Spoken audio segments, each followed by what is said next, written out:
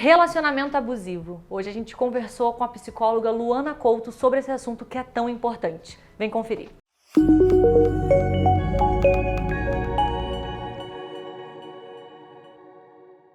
Luana, obrigada por estar aqui com a gente. A gente vai agradeço. Abordar um assunto que está muito em voga, né? Aconteceu agora há pouco o caso da Ana Hickman. A gente vai falar sobre relacionamento abusivo. Obrigada por estar aqui com a gente para tratar um pouquinho mais sobre esse assunto, tá bom? Obrigada mais uma vez pelo convite. Muito importante a gente falar, para a gente se informar.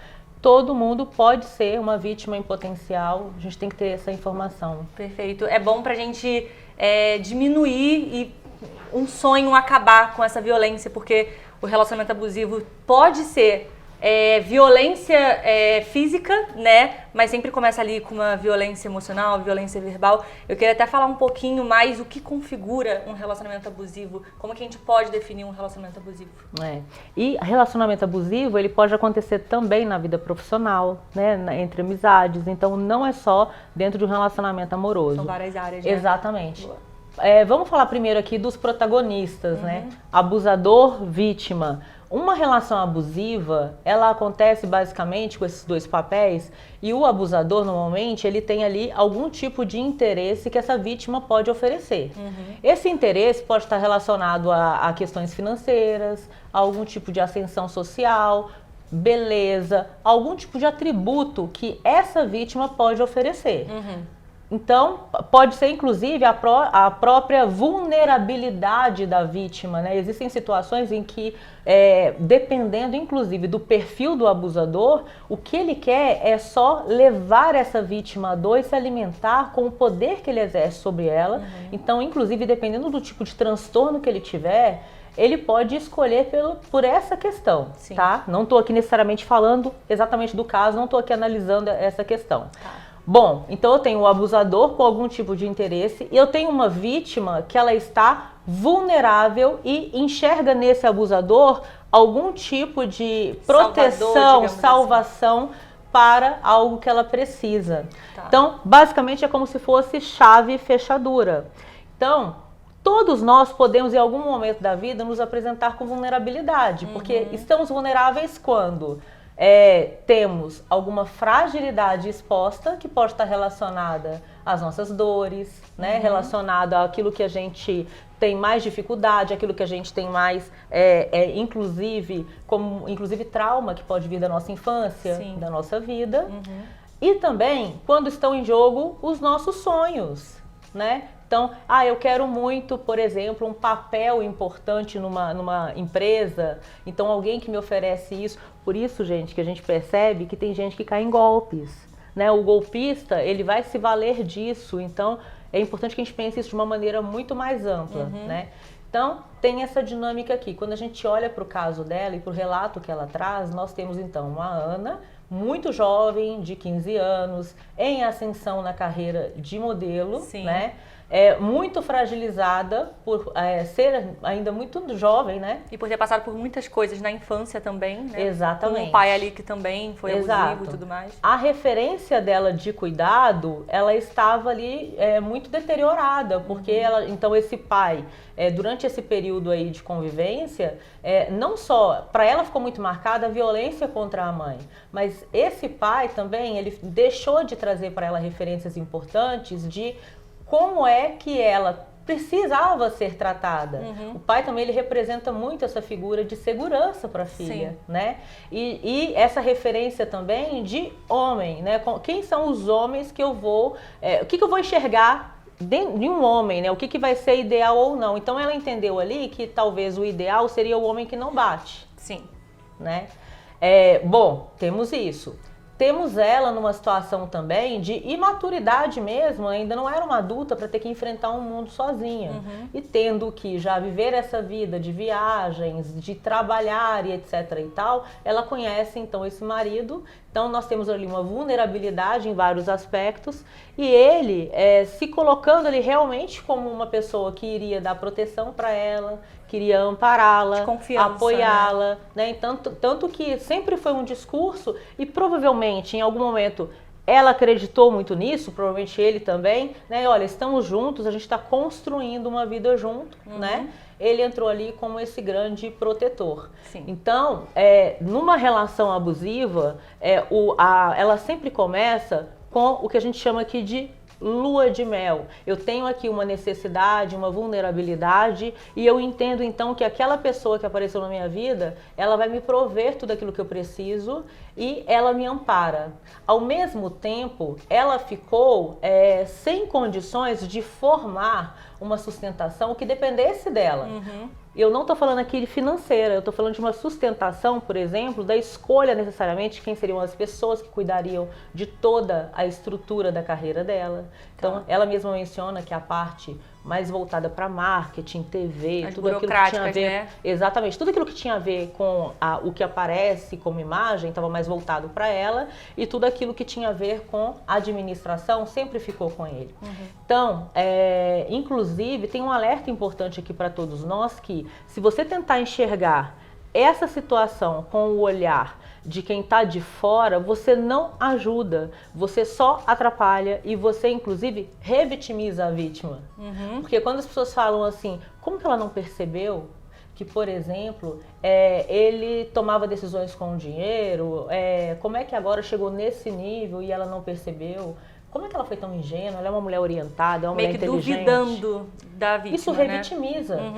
Então imagina, quando você cria um pacto, né, um casamento, né, você vai acreditando que existe boa fé dos dois lados, assim numa sociedade. Você não imagina que do outro lado, em algum momento, a outra pessoa vai quebrar esse pacto. Toda essa entrega, ela acontece porque a teia que acontece dentro de uma relação abusiva, ela vai realmente sendo construída, né, para que essa pessoa ela fique dentro daquela única verdade. Ela vai cercando. Dependente daquilo também. Dependente daquilo, né? Então, embora ela seja uma mulher com bastante autonomia, com bastante informação, ela se viu em algum momento ali refém. E é importante que quem esteja do lado sempre diga, a culpa não é sua, a culpa não é da vítima nunca. Com certeza. Entende? Com certeza. É importante a gente falar um pouquinho sobre isso, sobre como que a vítima pode descobrir que está num relacionamento abusivo, né? Você falou que muitas das vezes a pessoa pode ser instruída, pode entender, mas ela não percebe. Como que uma pessoa que está inserida nesse meio, que está mexida com todas as emoções, enfim, está dependendo ali da pessoa, ela pode perceber que isso não é saudável, que isso configura num relacionamento abusivo? Como que a vítima pode perceber, né? Os sinais, eles estão naquilo que você normalmente sente, né? Então, por exemplo, se dói, é um sinal de que não tá legal. Então, por exemplo, olha, aquelas brincadeiras, né? Então, que ela citou ali e que a gente viu também em alguns vídeos, etc. Do tipo, olha, cuidado que você não pode engordar. Olha, a TV não vai gostar de uma Ana Hickman velha. Tudo isso tem a ver com uma primeiro, te ver como um objeto que vai perder valor em algum momento, né? E segundo, é uma ofensa, né? E isso começa a ferir. Sim. Isso começa a tocar na sua autoestima. E é aquele momento que a pessoa pode começar a falar assim, peraí, a pessoa disse que me ama, mas não existe amor nessa fala, não existe amor nesse ato. Peraí, não existe. Ela mencionou também, já trabalhei com 40 graus de febre. Tá bom, mas ele disse que me protege. Então, se ele me protege, por que ele me deixou trabalhar mesmo com... Não, está permitindo proteção isso. Não é isso. Então, é proteção enquanto eu te cerco, mas não é proteção você ir trabalhar, porque você ir trabalhar faz parte do nosso plano. Você acabou virando ali uma portadora, você virou a galinha dos ovos de ouro, digamos assim. Então, esses pequenos sinais. O grande ponto veio a dor, busque ajuda. Tem um momento na entrevista que ela fala assim, graças a Deus, a mídia trouxe e eu pude ver que eu não sou louca. Veja só, ela que já via alguns sinais e já questionava, ela tentava trazer a sanidade dela através de fatos e todo aquele enredo dele fazia com que ela se questionasse, mesmo diante de fatos. Sim. Então talvez ali um bom caminho e às vezes uma dica para todo mundo é assim, tô louca mesmo, eu acho que eu vou me tratar porque eu tô louca. Busque ajuda terapêutica, porque é um ambiente isento para você se encontrar, você conseguir se cuidar, até para você conseguir se fortalecer. Tem 2 caminhos para a vítima sair dessa situação. Um caminho é através do seu próprio fortalecimento e não dá para sair sozinho. E o outro é através de uma situação como a que aconteceu com ela. Tá. Que é através de uma situação limite. Infelizmente, em muitos casos, a situação limite pode ser trágica. Exato. E assim, e ainda assim, veja só, para ela, a situação limite foi quando ele a agrediu na frente do filho, né? Fica um pouco ambíguo, porque em algum momento ela fala que foi a primeira vez, mas tem momento também que ela fala de novo, né? Então, também, mas não vem ao caso, independente que tenha sido a primeira vez. Mas a agressão, ela configura várias, Exato. né? A agressão física para ela, me parece que foi a gota d'água. O limite disso. Mas o grande ponto é que, para ela, a agressão verbal, as discussões constantes, o desrespeito dele, a indiferença, foram naturalizados. Por quê? Porque ela provavelmente se acostumou a entender que isso é tolerável. E não é. Ela não identificou isso como agressão. A gente está usando bastante o exemplo da Ana, porque aconteceu recentemente. A Ana é uma pessoa que está na mídia, né? É uma celebridade, mas a gente está trazendo esse caso para vocês que estão assistindo a gente. Fiquem atentos também, né, a todo esse assunto, a todos esses sinais que você falou por aqui. Inclusive, queria que você listasse, assim, se a gente pudesse fazer um top 5 sinais importantes de um relacionamento abusivo para as pessoas perceberem e saberem que elas estão nesse relacionamento abusivo. Quais seriam esses 5 sinais, resumidamente? Bom, primeiro, não existe almoço grátis, né? Então, a primeira questão é aquela oferta toda de tudo aquilo que é seu sonho e o posicionamento de que eu resolvo tudo para você. Então, esse é um primeiro sinal.